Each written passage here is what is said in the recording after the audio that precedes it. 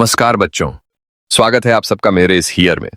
ये एक ऐसी जगह है जहां हम इंग्लिश की इंटरेस्टिंग लेसन्स और पोएम्स को मिलकर पढ़ते हैं और ध्यान से सुनते हैं ताकि हर स्टोरी या चैप्टर हमारे दिमाग में क्लियर और एक्साइटिंग बन जाए। हियर का मतलब होता है सुनना, इसलिए यहां सब कुछ सुनने और समझने पर जोर दिया जाता है। आपको सिर्फ कान खोलने हैं, मन लगाना है और इमेजिन करना है जो आप सुन रहे हो वह कहानी आपके आंखों के सामने चल रही है।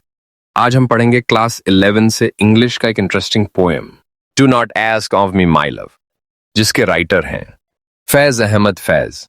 इस पोएम को इंग्लिश में ट्रांसलेट किया है शाहीन सुल्तान धनजी। पहले हम लोग इस पोएम को पढ़ेंगे, तो चलो शुरू करते हैं। Let's hear. Do not ask of me my love, that love I once had for you. There was a time when life was bright and young and blooming, and your sorrow was much more than any other pain. Your beauty gave the spring everlasting youth. Your eyes, yes, your eyes were everything. All else was when, while you were with me, I thought the world was mine.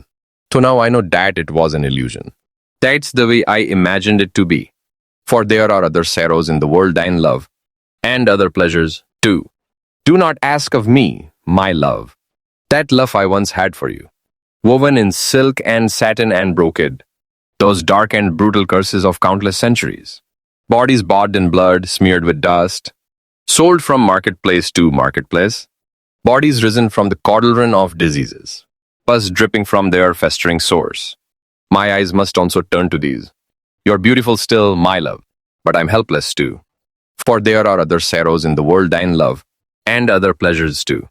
Do not ask of me, my love, that love I once had for you. यह कविता फैज अहमद फैज की है। इसमें कवि अपनी प्रेमिका से कहता है कि वह उससे वैसा प्यार अब नहीं कर सकता जैसा पहले करता था। पहले समय में उसका प्यार बहुत गहरा था। जब प्रेमिका उसके साथ थी तो उसे लगता था कि पूरी दुनिया उसी की है। उसकी सुंदरता से वसंत हमेशा जवान लगता था। उसकी आंखों में ही सब कुछ था और बाकी सब बेकार लगता था। लेकिन अब कवि कहता है कि यह सब एक भ्रम था। दुनिया में केवल प्रेम ही नहीं, और भी दुख है और भी सुख है, इसलिए वह वैसा प्यार नहीं कर सकता। कवि अब उन दुखों की ओर देखना चाहता है जो सदियों से समाज में है। रेशम और कपड़ों में लिपटे लोग भी क्रूर शापों से पीड़ित हैं। कई शरीर खून से नहाए हुए हैं, धूल में सने हुए हैं और बाजारों में बिकते रहे हैं।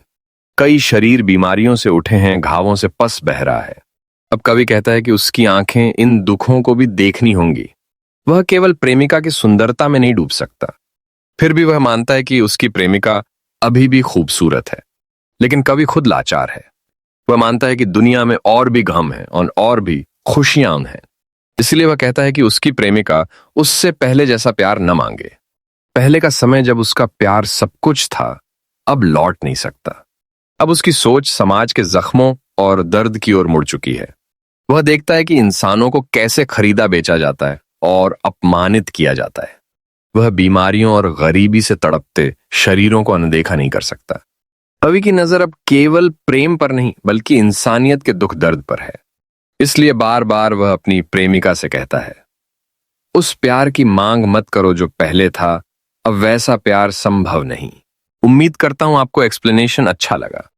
अगर आपको मजा आया और कुछ नया सीखने को मिला तो वीडियो को लाइक करना, अपने दोस्तों के साथ शेयर करना और चैनल को सब्सक्राइब करना ना भूलें।